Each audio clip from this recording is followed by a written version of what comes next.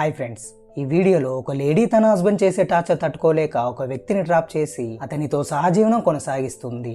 ఆ తర్వాత ఏం జరగబోతుంది, ఆ వ్యక్తి ఏమైపోయాడు అనేదే ఈ స్టోరీ. ముఖ్యంగా క్లైమాక్స్ లో వచ్చే ట్విస్టులు అయితే ఎవరూ ఊహించలేరు. ఇక స్టోరీలోకి వెళ్లే ముందు కొత్తగా చూసే వాళ్ళు ఛానల్ని సబ్స్క్రైబ్ చేసుకొని నోటిఫికేషన్ ఆల్లో ఉంచుకోండి. అండ్ ఈ వీడియో మీకు నచ్చినట్లయితే ఒక లైక్ చేసి మూవీ మీద మీకు కలిగిన ఒపీనియన్ని కామెంట్ రూపంలో తెలియజేయండి. ఇక మూవీలోకి వెళ్తే ఓపెన్ సీన్ లో ఒక వ్యక్తి బీచ్ పక్కన జాగింగ్ చేస్తూ ఉంటాడు. ఆ వ్యక్తి పేరు కానర్. అతను అదే టైంలో ఆ బీచ్ లో స్నానం చేస్తున్న ఒక మహిళని చూస్తాడు. ఆ మహిళ పేరు మార్లేన్. ఇక కానర్ ఆవిడకి హాయ్ చెప్పి తన దగ్గరికి వెళ్తాడు. ఇద్దరు ఒకరినొకరు పరిచయం చేసుకున్న తర్వాత మార్లేన్ కానర్ ని నువ్వు చూడడానికి చాలా హ్యాండ్సమ్ గా ఉన్నావు, ఇంతకీ నువ్వేం వర్క్ చేస్తావని అడుగుతుంది. అందుకు కానర్ నేనొక లైబ్రేరియన్ని, ఇక్కడ దగ్గరలో ఉన్న లైబ్రరీలోనే నేను వర్క్ చేస్తూ ఉంటాను. ఎనివే మీరు కూడా చూడడానికి చాలా అందంగా ఉన్నారని అంటూనే మరి మీకు మ్యారేజ్ అయిందా అని ఆవిడని అడుగుతాడు. దానికి ఆవిడ అవును నాకు మ్యారేజ్ అయింది, నాకు ఒక కూతురు కూడా ఉందని అంటుంది. అది విన్న కానర్ ఈ బీచ్ లో నేను మిమ్మల్ని ఎప్పుడూ చూడలేదు, అయితే రేపు కూడా మీరిక్కడికి వస్తారని అడుగుతాడు. అప్పుడు ఆవిడ నా హస్బెండ్ చాలా స్ట్రిక్ట్, అతనికి తెలియకుండా సీక్రెట్ గా ఈ బీచ్ కి వచ్చాను. ఎనివే బీచ్ అయితే చాలా బాగుంది, వీలైతే మళ్ళీ కలుద్దాంలే అని చెప్పి అక్కడి నుండి వెళ్ళిపోతుంది. ఇక కానర్ కూడా ఆవిడకి బాయ్ చెప్పి ఇంటికి వెళ్తాడు. మరుసటి రోజు కానర్ లైబ్రరీలో తన పని తాను చేసుకుంటూ ఉండగా మార్లేన్ అక్కడికి వెళ్తుంది. అది గమనించిన కానర్ ఆవిడ దగ్గరికి వెళ్లి తనకి హాయ్ చెప్పి ఏదైనా బుక్స్ కావాలా అని అడుగుతాడు. దానికి ఆవిడ అవును కొన్ని బుక్స్ కావాలని వాటి పేర్లు చెబుతుంది. దాంతో కానర్ ఆ బుక్స్ తేవడానికి లోపలికి వెళ్ళగా మార్లేన్ కూడా అతని వెంటనే వెళ్తుంది. అప్పుడు కానర్ ఆవిడ పెట్టుకున్న బ్లాక్ కళ్ళజోడిని చూసి ఇంత లోపలికి వచ్చిన కూడా కళ్ళజోడి ఇంకా తీయడం లేదేందని మార్లేన్ ని అడుగుతాడు. అందుకు ఆవిడ నా హస్బెండ్ చేసిన పనికి బ్లాక్ కళ్ళజోడు పెట్టుకోవాల్సి వచ్చింది, దానివల్ల నేను ఈ స్పెట్స్ తీయలేకపోతున్నానని అంటుంది. అప్పుడు కానర్కి ఆవిడ హస్బెండ్ తనని కొట్టి ఉంటాడని అర్థమై అడిగినందుకు సారీ చెప్పుతాడు. అలా ఇద్దరు కాసేపు మాట్లాడుకుంటూ పైనున్న కబోర్డు వద్దకు వెళ్తారు. ఆ టైంలో మార్లేన్ కానర్తో నువ్వు హ్యాండ్సమ్ గానే కాకుండా నా హస్బెండ్ కంటే చాలా కూల్ గా ఉన్నావు, నిన్ను బీచ్ లో చూసినప్పటి నుంచి నేను మరవలేకపోతున్నానని స్వీట్ గా అంటుంది. అది విన్న కానర్ ఆ మాటకి ఏం మాట్లాడాలో అర్థం కాక నవ్వుతూ కిందున్న క్యాషియర్ క్యాబిన్ లో ఉంటానని చెప్పి వెళ్తాడు. ఇక మార్లేన్ తనకి కావాల్సిన బుక్స్ ని తీసుకొని కానర్ దగ్గరికి వెళ్తుంది. అప్పుడు కానర్ ఆ బుక్స్ కి బిల్ ఇవ్వడంతో మార్లేన్ ఆ బిల్ తో పాటు కానర్ కి ఒక నోట్ ఇచ్చి దీనిని నీ దగ్గర భద్రంగా ఉంచుకోమని అంటుంది. అది తీసుకున్న కానర్ ముందుగా ఆశ్చర్యపోయిన తర్వాత నోటు విప్పి చూసేసరికి దాని మీద రాసి ఉన్న ఫోన్ నెంబర్ ని చూసి సంతోషపడతాడు.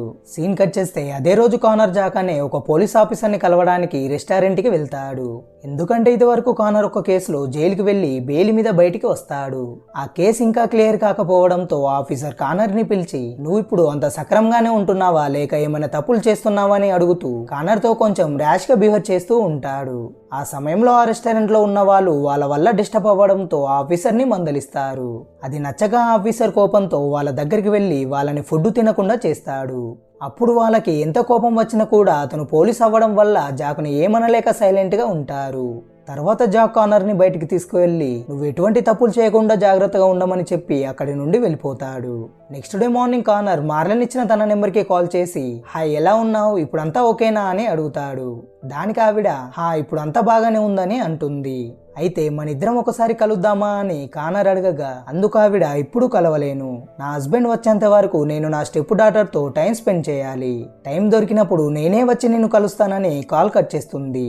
దాంతో కానర్ ఆ టైంలో కొంచెం డిసప్పాయింట్ అవుతాడు. అలా వారం రోజులు యథావిధంగా గడిచిపోతాయి. అయితే ఒకరోజు కానర్ లైబ్రరీలో వర్క్ చేసుకుంటూ ఉండగా అదే లైబ్రరీలో పనిచేసే కిమ్ అనే అమ్మాయి అతని దగ్గరికి వెళ్లి నీ డ్యూటీ అయిపోయాక ఈవినింగ్ ఏం చేస్తావని అడుగుతుంది. అందుకు కానర్ ఆమెతో అంతగా నాకైతే ఏం పని లేదు, కానీ బీచ్ పక్కన అప్పుడప్పుడు జాగింగ్ చేస్తూ ఉంటానని అంటాడు. దానికి ఆమె ఓకే అయితే ఏదో ఒక రోజు నేను కూడా నీతో జాయిన్ అవ్వచ్చా అని అడుగుతుంది. ఎందుకంటే కిమ్కి కానర్ అంటే చాలా ఇష్టం, అందుకే అతనితో ఆ టైంలో అయినా తనతో టైం స్పెండ్ చేయవచ్చు కదా అనే ఉద్దేశంతో కానర్ని అడుగుతుంది. కానీ కిమ్కి నేనంటే ఇష్టం ఉందని తెలిసిన కూడా కానర్ కావాలనే ఆమెని దూరం పెడతాడు. ఆ సమయంలోనే మార్లేన్ తన స్టెప్ డాటర్ అయిన ఆస్ట్రిడ్తో కలిసి లైబ్రరీకి వస్తుంది. వాళ్ళని చూసిన కానర్ వాళ్ళ దగ్గరికి వెళ్ళి ఏమైనా హెల్ప్ కావాలా అని అడుగుతాడు. అందుకు ఆస్ట్రిడ్ కానర్ ని తనకి కావాల్సిన బుక్స్ గురించి అడుగుతుంది. దానికతను మీరు అడిగిన బుక్స్ క్రిందున్న క్యాబిన్లో ఉన్నాయి, నాతో రండి మీకు చూపిస్తానని అంటాడు. ఆ టైంలో ఆస్ట్రిడ్కి వేరే పని మీద అర్జెంటుగా మెయిల్ చేయాల్సి ఉండడంతో తన స్టెప్ మదర్ని వెళ్లి తీసుకురమ్మని చెబుతుంది. దాంతో మార్లెన్ బుక్స్ ఉన్న క్యాబిన్ వద్దకి కానర్తో కలిసి వెళ్తుంది. అయితే అక్కడ కానర్ ఆస్ట్రిడ్ అడిగిన బుక్స్ గురించి వెతుకుతూ ఉండగా మార్లెన్ కానర్ దగ్గరికి కొంచెం రొమాంటిక్ గా వెళ్తుంది. ఇక ఆ టైంలో ఇద్దరు ఒకరినొకరు కిస్ చేసుకుంటూ ఒక రకమైన సుఖంలోకి డీప్ గా వెళ్తారు. కట్ చేస్తే వారం రోజుల తర్వాత కానర్ అండ్ కిమ్ ఇద్దరు ఒక రోడ్డు పక్కన నడుచుకుంటూ లైబ్రరీకి వెళ్తూ ఉంటారు. ఆ టైంలో కిమ్ కానర్ పై ఉండే ఇష్టాన్ని ఇండైరెక్ట్ గా చెబుతుంది. అది కానర్కి అర్థం కానట్టు నడుచుకుంటాడు. ఇక నెక్స్ట్ డే మార్నింగ్ మార్లెన్ అండ్ కానర్లు ఇద్దరు బీచ్ వద్ద కలుసుకుంటారు. అక్కడ మార్లెన్ కిమ్ అంటే నీకు ఇష్టమా అని కానర్ని అడుగుతుంది. అందుకు కానర్ కిమ్ అంటే నాకు నిజంగా ఇష్టం లేదు, నాకు నువ్వంటేనే ఇష్టం, నీతో ఉన్నప్పుడు నన్ను నేను మర్చిపోతానని అంటూ మార్లెన్ని కిస్ చేస్తాడు. దానికి ఆవిడ సహకరించడంతో అక్కడ ఎవరైనా ఉన్నారా లేదా అని పట్టించుకోకుండానే ఇద్దరు తనివి తీరే ఇంటిమేట్ అవుతారు. తర్వాత అంతా అయిపోయాక మార్లెన్ కానర్తో నేను నీతో ఉన్నప్పుడు సంతోషంగా సుఖంగా ఉంటాను, కానీ నేను నా హస్బెండ్తో ఉన్నప్పుడు ఒక రకమైన నరకంలోకి వెళ్ళిపోతాను, ఎందుకంటే నా హస్బెండ్ నా ఇష్టాలేమి పట్టించుకోకుండా నన్ను టార్చర్ చేస్తూ ఉంటాడని అంటుంది. అప్పుడు అదంతా విన్న కానర్ మార్లెన్తో నేను 5 ఏళ్ల క్రితం ఒక వెకేషన్కి వెళ్ళినప్పుడు అక్కడ ఒక వ్యక్తి ఒక అమ్మాయిని కిడ్నాప్ చేస్తూ ఉండగా ఆ సమయంలో ఆ వ్యక్తి నుండి ఆ అమ్మాయిని సేవ్ చేయడం కోసం ఆ వ్యక్తిని కిందకి నెట్టేశాను. అప్పుడు ఆ వ్యక్తి క్రింద పడి కోమాలోకి వెళ్ళిపోయాడు. దాంతో నన్ను 5 ఏళ్లు జైల్లో పెట్టారు. గడిచిన 5 ఏళ్లకి బయటికి వచ్చిన నాకు లైబ్రరీలో జాబ్ వచ్చింది. ఆ తర్వాత నీతో ఈ విధంగా నా జీవనాన్ని గడుపుతున్నానని అంటాడు. అలా వాళ్ళిద్దరూ ఒకరినొకరు తమ లైఫ్ల గురించి చెప్పుకొని అక్కడి నుండి వెళ్ళిపోతారు. మరుసటి రోజు ఉదయాన్న కానర్ జాగింగ్ చేస్తూ ఉండగా మార్లెన్ కాల్ చేసి కలుద్దామని ఇంటికి రమ్మంటుంది. అలా వెంటనే ఇంటికి వెళ్ళిన కానర్ మార్లెన్తో కలిసి తనివి తీరా ఇంటిమేట్ అవుతాడు. తర్వాత మార్లెన్ కానర్తో నువ్వు నా పక్కనున్నంతసేపు నాకు చాలా సంతోషంగా ఉంటుందని అంటుంది. అందుకతను మనం ఇంత దగ్గరగా ఉన్నా కూడా నువ్వు నా దగ్గర ఇంకా ఏదో దాస్తున్నావు, అదేమిటో చెప్పమని అడుగుతాడు. దానికి ఆవిడ నా ప్రాబ్లమ్స్లో నిన్ను ఇన్వాల్వ్ చేయడం నాకిష్టం లేదని అంటుంది. అలా కాసేపు ఇద్దరు మాట్లాడుకున్న తర్వాత మార్లెన్ కానర్ని డ్రాప్ చేయడానికి వెళ్ళినప్పుడు కానర్ ఆవిడతో ఈసారి మనం మా ఇంట్లో కలుద్దామని అంటాడు. దానికి ఆవిడ సరే తప్పకుండా కలుద్దామని అంటుంది. మరుసటి రోజు ఉదయాన కానర్ అండ్ కిమ్ ఇద్దరు రోడ్డు పక్కన మాట్లాడుకుంటూ వెళ్తారు. ఆ టైంలో పక్కనున్న కాప్ షాప్లో మార్లెన్ ఆస్ట్రిడ్ మరియు ఆస్ట్రిడ్ బాయ్ ఫ్రెండ్ ఉంటారు. ఆ సమయంలో కానర్ని గమనించిన మార్లెన్ అతనికి హాయ్ చెప్పి నేను నిన్ను ఒక క్వశ్చన్ అడగాలి, ఆ క్వశ్చన్ ఒక బుక్ ఎండింగ్ గురించి అని అంటుంది. దానికతను సరే అడగమని అనడంతో అందుకు ఆవిడ ఆ బుక్ గురించి కానర్తో చెప్పడం మొదలు పెడుతుంది.